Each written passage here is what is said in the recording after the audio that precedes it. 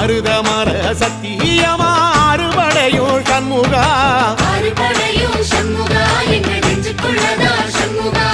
தங்க ரதம் ஏறி வந்து எட்டி பாறையா சண்முகா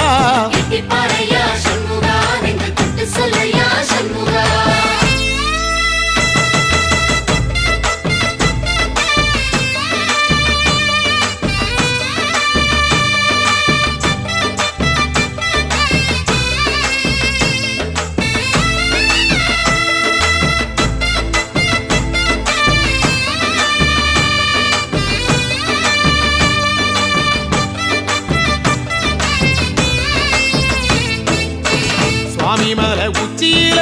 கொடி பறக்குமே சண்முகா